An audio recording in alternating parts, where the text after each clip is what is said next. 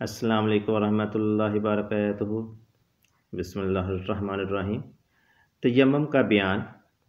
अल्लाह ताला कुरान मजीद में इरशाद फरमाता है, और अगर तुम बीमार हो या सफ़र में हो या तुम में से कोई क़ज़ाए हाजत से आया हो और या तुमने औरतों को छुआ यानी जमा किया और पानी ना पाया तो पाक मट्टी से तयम्मुम करो और अपने मुंह और हाथों का मसा करो।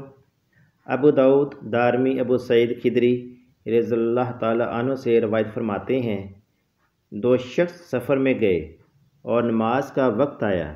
उनके पास पानी ना था। पाक मट्टी पर तयम्मुम करके नमाज पढ़ ली। फिर वक्त के अंदर पानी मिल गया।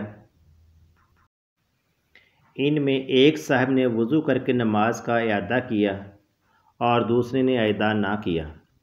फिर जब आप सल्लल्लाहु अलैहि वसल्लम की खिदमत अक़दस में हाज़िर हुए और इसका ज़िक्र किया तो जिसने इआदा ना किया था उससे फरमाया, तूने सुन्नत पर अमल किया और तेरी नमाज हो गई। और जिसने वज़ू करके इआदा किया था उससे फरमाया, तुझे 2 गुना सवाब है।